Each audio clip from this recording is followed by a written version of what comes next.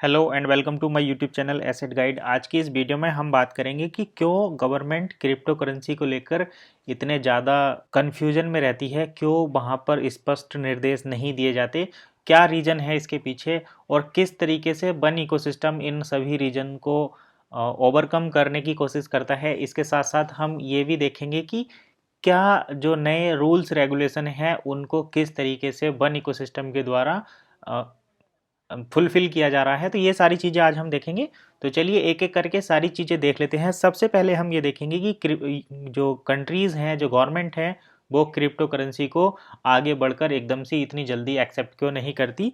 तो चलिए इसका पहला रीज़न हम देख लेते हैं। सबसे पहले क्रिप्टो करेंसी का जो बड़ा रीज़न है वो है risk resulting from high volatility. यानी कि जैसे कि आप देखते हैं प्राइस में कितना ज़्यादा उतार चढ़ाव रहता है। यानी कि आपका लगाया हुआ पैसा जो आप मेहनत से कमाते हैं, वो उसकी कोई गारंटी नहीं रहती कि कब वो प्राइस जो है आपका जीरो हो जाएगा, कब उसमें फ्लक्चुएशन आकर वो डाउन हो जाएगा और कब वो ज़्यादा हो जाएगा। यानी कि आपके 10 लाख रुपए पता नहीं कब 10,000 रुपये बन जाएंगे और आपके 10,000 रुपये पता नहीं कब 10 लाख रुपए हो सकते हैं। तो ये वॉलेटिलिटी इतनी ज़्यादा यहाँ पर है, जिसको देखते हुए गवर्नमेंट इसमें अपने कदम आगे नहीं बढ़ाती है। दूसरा हम देखते हैं lead by unregulated organisation that facilitate such transactions. तो यहाँ पर इनका मेन जो ऑब्जेक्टिव रहता है कि अनरेगुलेटेड ऑर्गेनाइजेशन इनको चलाती हैं। जैसे कि बिटकॉइन की अगर हम बात करें तो बिटकॉइन किसने बनाया है ये आज तक किसी को नहीं पता, बस सतोशी नाकामोटो एक नाम है। और जब उसको गूगल पर सर्च किया जाता है तो किसी बूढ़े इंसान की फ़ोटो वहाँ पर आती है। तो यानी कि कौन अथॉरिटी इसको चला रही है ये नहीं पता रहता क्रिप्टो के पीछे, और इसका एक्चुअल पर्पज क्या है। आपने देखा होगा ज़्यादातर इसको, ये अगला पॉइंट हम लेते हैं इसे समझने के लिए कि connected with illegal activities such as money laundering and terrorism. आपने कई उदाहरण देखे होंगे जहां पर क्रिप्टो करेंसी में पेमेंट लिया जाता है, यानी कि बिटकॉइन में पेमेंट लिया जाता है और उसके बदले में हथियारों की स्मगलिंग होती है। इसके साथ साथ मनी लॉन्ड्रिंग वाले केस होते हैं, यानी कि किसी को अगर इलीगल तरीके से पैसा लेना हो तो वो बिटकॉइन में एक्सेप्ट कर लेता है। क्यों? क्योंकि बिटकॉइन को किसी भी तरीके से ट्रेस नहीं किया जा सकता। तो ये एक बड़ा रीज़न है जो गवर्नमेंट अपने पाँव पीछे करती हैं क्रिप्टो करेंसी को मार्केट में लाने के लिए। तो ये अगला पॉइंट हम देखते हैं lack of control by monetary institution. यानी कि बिटकॉइन में अगर आप पेमेंट करते हैं और वो पेमेंट किसी तरीके से किसी वजह से मिस हो जाता है, यानी कि आपका एड्रेस गलत हो जाता है या आपके इंटरनेट प्रॉब्लम की वजह से पेमेंट इधर उधर चला जाता है, तो उसे जो मॉनेटरी इंस्टीट्यूशन होते हैं जैसे हमारा आरबीआई है, अगर हम भारत से अमेरिका पैसा भेजते हैं या फिर कहीं भी पैसा भेजते हैं और उसको वो अगर नहीं पहुंच पाता तो हमारे जो मॉनेटरी इंस्टीट्यूशन है यानी कि आरबीआई है, वो उसको ट्रैक नहीं कर सकता क्योंकि उसका उस पर कोई कंट्रोल नहीं रहता। बिटकॉइन पर किसी का कोई कंट्रोल नहीं है, इथीरियम पर भी कोई कंट्रोल नहीं है। आपने कहाँ से भेजा, कहाँ जाएगा, कुछ नहीं पता। तो ये चीज़ें हैं जो गवर्नमेंट को रोकती हैं क्रिप्टो करेंसी को लीगली जो है अलाउ करने के लिए। इसके साथ साथ यहाँ पर अननमाउस ट्रांजेक्शन होता है, यानी कि कौन किसको बिटकॉइन भेज रहा है ये कुछ पता नहीं रहता। आप ना ही सेंडर को जानते हैं ना ही रिसीवर को जानते हैं, बस एक डिजिटल कोड रहता है, कोड के थ्रू एक वैलेट से दूसरे वैलेट पर ट्रांजेक्शन हो जाता है। तो ये एक बड़ी चीज़ है। दूसरा हम बात करते हैं accepted as treat to bank. और ज़्यादातर क्रिप्टो के प्रोजेक्ट जो मार्केट में आते हैं उनका यही कहना रहता है कि आप इसको पेमेंट की तरह से यूज़ करें। जितने भी लोग क्रिप्टो में पेमेंट एक्सेप्ट करते हैं उन्हें वो एक बैंक सिस्टम के तौर पर मानते हैं कि इसको क्रिप्टो करेंसी को बैंकिंग के तौर पर यूज़ करो, यानी कि आपको क्रॉस बॉर्डर ट्रांजेक्शन करना है आप बिटकॉइन में कर दो। तो अगर एक गवर्नमेंट का जो सिस्टम है उससे अलग हटकर जब आप कोई इस तरीके की बात करते हैं जहाँ पर कोई रेस्पॉन्सिबिलिटी नहीं है, कुछ एरर अगर हो जाता है उसकी कोई रेस्पॉन्सिबिलिटी नहीं है और उसको इलीगल एक्टिविटी जैसे कि मनी लॉन्ड्रिंग या फिर इलीगल एक्टिविटीज़ और मनी लॉन्ड्रिंग और टेररिज्म में जिसको इस्तेमाल किया जा रहा है, तो उस चीज़ को अगर हम पेमेंट सिस्टम के अल्टरनेटिव जब इस्तेमाल करते हैं तो वहाँ पर गवर्नमेंट मना कर देती है कि हम जो है इस टाइप की एक्टिविटी को अपने यहाँ पर लीगलाइज नहीं करते। और इसके साथ साथ एक और बड़ा रीज़न रहता है कि इन्वेस्टर्स जो पैसा लगाते हैं क्रिप्टो करेंसी में वो किस तरीके से पैसा लगाते हैं और क्यों उनका पैसा बढ़ता है घटता है, उसके पीछे की एग्जैक्ट जो वजह है वो लोगों को पता नहीं रहती, वो गवर्नमेंट को भी पता नहीं है। तो ये चीज़ें जो हैं विदाउट एनी सिक्योरिटी आप पैसा लगाते हैं। जैसे हम शेयर मार्केट का ही उदाहरण ले लेते हैं, एक वेरी पॉपुलर नाम, आप जियो का नाम सुनते होंगे। तो अगर आप रिलायंस जियो में पैसा लगाते हैं, रिलायंस जियो के शेयर खरीदते हैं, तो आपको ये पता है कि आपका पैसा किस बिजनेस में लगा है, आपके पैसों को किस तरीके से यूज किया जा रहा है, उसके पीछे के एसेट क्या हैं। तो आपको ये सारी चीज़ें पता हैं, तो आप उसके बेसिस पर ये अनुमान लगा सकते हैं कि कितने टाइम पर हमारा पैसा किस तरीके से काम करेगा और क्या इसमें होने वाला है। लेकिन अगर हम क्रिप्टो करेंसी की बात करें, आप बिटकॉइन परचेज कर लेते हैं, तो आपको ये नहीं पता कि बिटकॉइन के पीछे क्या मैकेनिज्म काम कर रही है, यानी कौन बिजनेस काम कर रहा है कि अभी बिटकॉइन का रेट 40 लाख, 50 लाख, 80 लाख बढ़कर 1 करोड़, 2 करोड़ जाएगा, या फिर घट के 2 लाख 10,000, 50,000 आ जाएगा। तो इस टाइप की चीज़ें हैं, ये जो है पता नहीं रहता। तो इन्हीं सभी कारणों के कारण जो गवर्नमेंट है वो क्रिप्टो करेंसी को एक्सेप्ट नहीं करती या लीगलाइज नहीं करती, और करती भी है तो काफ़ी जो है चीज़ें सामने आ जाती हैं, बहुत सारी पॉलिसी बनाई जाती हैं। अब हम ये देखते हैं कि वन इकोसिस्टम किसका मेन ऑब्जेक्टिव क्या है, वो क्या करना चाहते हैं अपने इस इकोसिस्टम से, और किस तरीके से वो चीज़ों को ऑप्टिमाइज कर रहे हैं, बना रहे हैं, रेगुलेट कर रहे हैं। तो ये चीज़ें हम देखेंगे छोटा छोटा एक ओवरव्यू में। तो अब हम देखते हैं कि वन कॉइन का क्या उद्देश्य है, किस तरीके से वो चीज़ों को टैकल करना चाहते हैं, और किस टाइप का प्लेटफॉर्म यहाँ पर बनाना चाहते हैं, बनाने की कोशिश कर रहे हैं। तो देखिए, वन कॉइन का, वन इकोसिस्टम का मेन उद्देश्य है एक ऐसी दुनिया का निर्माण करना जहाँ पर कोई महंगाई ना हो, कोई ब्याज ना हो और कोई लोन ना हो। तो इस टाइप का जो उनका मेन पॉइंट है, मेन उद्देश्य है बनाने का, एक ऐसी दुनिया जहाँ पर कोई महंगाई ना हो, कोई इंटरेस्ट ना हो, कोई ब्याज ना हो और कोई लोन भी ना हो। इसके साथ साथ safe world without anonymity and illegal online activities, यानी कि एक ऐसी दुनिया का निर्माण करना जहां पर सभी एक दूसरे को जानते हो और कुछ भी इलीगल एक्टिविटी वहां पर ना होती हो। यानी कि जैसे बिटकॉइन में आप पेमेंट भेज रहे हैं ना, एक एड्रेस से दूसरे एड्रेस पर, आपको पता नहीं रहता है कि पेमेंट कहाँ जा रहा है और कौन भेज रहा है। तो लेकिन वन इकोसिस्टम का मेन ऑब्जेक्टिव ये है कि एक ऐसा सिस्टम क्रिएट किया जाए जहां पर ये भी पता हो कि हम पेमेंट कहाँ भेज रहे हैं और हमें किसके द्वारा पेमेंट भेजा जा रहा है। तो ये चीज़ें जो हैं, वन इकोसिस्टम इसको दूर करना चाहता है। आगे secure and not volatile payment option, यानी कि सुरक्षित और जिसमें उतार चढ़ाव ना होते हो, ऐसा पेमेंट सिस्टम बनाने की कोशिश की जा रही है वन इकोसिस्टम के द्वारा। Range of activities all around the world, और ऐसी एक्टिविटी, मतलब एक ऐसा सिस्टम, जैसे बिटकॉइन को कहीं कहीं पर इलीगल घोषित कर दिया गया है, यानी कि आप बिटकॉइन में, जैसे चाइना की अगर हम बात करें तो चाइना क्रिप्टो करेंसी को बिल्कुल भी एक्सेप्ट नहीं करता। तो वन इकोसिस्टम का मेन उद्देश्य है कि एक ऐसी दुनिया का निर्माण करना जहां पर मैक्सिमम एक्टिविटी मतलब करी जा सके, यानी कि जिसको ऑल ओवर वर्ल्ड में एक्सेप्ट किया जाए, ऐसा एक सिस्टम बनाने की इनकी कोशिश है। और इसके साथ साथ payment method which authorities can rent rely on, और एक ऐसा पेमेंट मेथड बनाना जिस पर अथॉरिटी बिलीव कर सकती है, यानी कि जैसे अपना आरबीआई है या सीबीडीसी है, वो जिस पर विश्वास कर सकते हैं, एक ऐसा पेमेंट मेथड बनाने की कोशिश है वन इकोसिस्टम के द्वारा। तो अब हम देखते हैं कि क्रिप्टो करेंसी को कैसे रेगुलेट किया जाता है, उसमें क्या चीज़ें रहती हैं। तो ये चीज़ें भी अब हम यहाँ पर देखेंगे एक एक करके। तो आगे बढ़ते हैं। One coin crypto currency is the first one two implement CDD and AML compliance policies and procedure.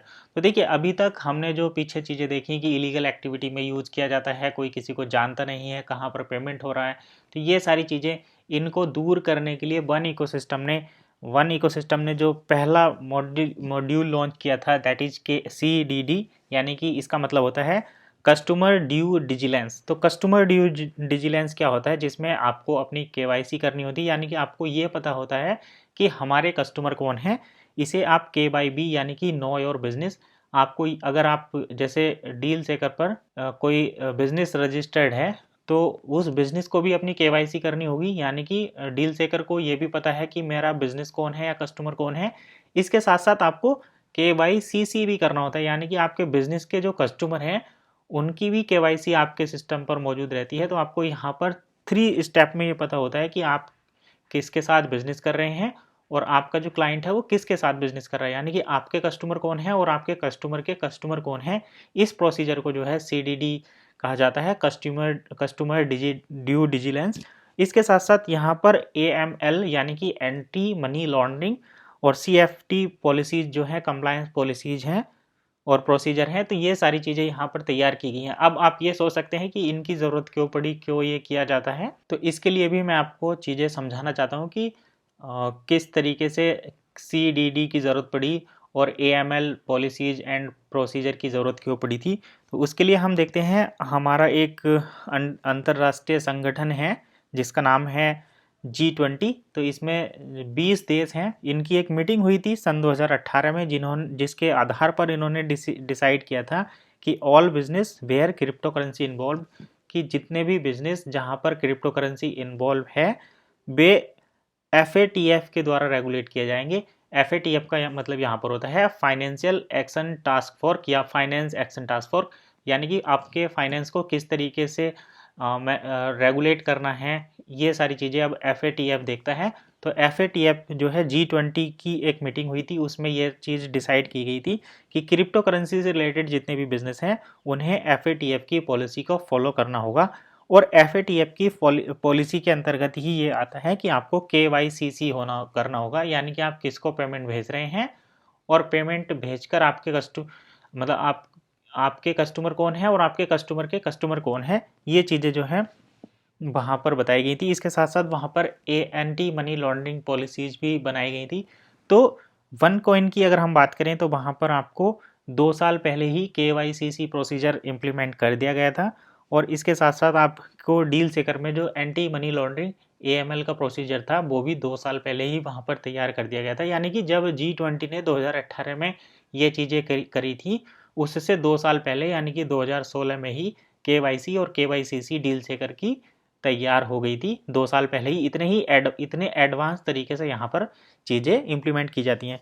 अब देखिए ये हम कैसे डिसाइड करते हैं, इसको मैंने एक एग्जाम्पल के थ्रू यहाँ पर दिखाया है। इसको आप एक सिंपल उदाहरण से समझिए। पहले मैं इसको एक वर्तमान समय में जो बैंकिंग सिस्टम है वो चल रहा है उसके आधार पर समझाऊंगा। इसके बाद मैं इसको क्रिप्टो के बेसिस पर समझाऊंगा, जैसे कि अभी डील सेकर में करंटली प्रोग्राम चल रहे हैं। तो सबसे पहले हम देखते हैं, मान लीजिए कि आप एक बैंक के पास जाते हैं जहाँ पर आपको लोन लेना है। तो आपका बैंक आपसे आपके डॉक्यूमेंट अकाउंट वगैरह खुलवाएगा, क्योंकि आप बैंक से लोन लेंगे तो बैंक को आपकी जानकारी चाहिए कि आप क्या हैं। तो ये हो गया KYC, यानी कि बैंक आपसे अपने कस्टमर की KYC कर रहा है। अब आप वो अपना लोन लेकर क्या काम करेंगे आगे। तो जैसे मानिए कि आप कार के लिए लोन लेना चाह रहे हैं या होम लोन लेना चाह रहे हैं, यानी कि आपको घर बनाना है। तो घर बनाने में जो चीज़ें इम्प्लीमेंटेड होंगी बैंक को उसकी भी जानकारी होनी चाहिए। तो ये KYCC आ जाता है यहाँ पर। यानी कि जैसे आप बैंक से लोन लेते हैं, लोन को अप्रूव कराते हैं, अप्रूव कराने के बाद आपने अगर होम लोन लिया है तो उस होम लोन की भी आपको वेरीफाई किया जाता है, यानी आपने जो लोन लिया है उसको थर्ड पार्टी तक जो है वेरीफाई किया जाता है। ये तो है बिना क्रिप्टो करेंसी वाला मेथड। अब हम क्रिप्टो करेंसी वाले मेथड में चलते हैं, वहाँ पर ये चीज़ें कैसे की जाती हैं। तो देखिए सबसे पहले तो आपको डील सेकर पर जाना होता है। जब डील सेकर पर आप जाएंगे वहाँ पर आपको अपनी KYC करनी होगी कंप्लीट। तो आप वहाँ पर एक डील सेकर के मर्चेंट बन जाते हैं। इसके बाद आप अगर एक बिजनेस है या कस्टमर है, तो जब आप बिजनेस के तौर पर जाते हैं या एक मर्चेंट के तौर पर जाते हैं तो तब आपकी मर्चेंट प्रोफाइल को वहाँ पर अप्रूव किया जाता है। तो ये हो गया KYC, यानी कि कस्टमर की KYC। और उसके बाद जब आप कोई प्रोडक्ट सेल करते हैं, जैसे अभी हम वर्तमान में कार की बात कर लेते हैं, क्योंकि इंडिया में बहुत सारी कार दी जा रही हैं, ली जा रही हैं वन कॉइन के थ्रू। तो ये डील सेकर एक प्लेटफॉर्म है जहाँ पर मर्चेंट अपनी ID लगाते हैं। तो डील सेकर ने एक प्लेटफॉर्म दिया, डील सेकर पर प्लेटफॉर्म लेने के लिए आपको डील सेकर पर जाने के लिए अपनी KYC करानी होगी। तो ये आपका पहला स्टेप हुआ।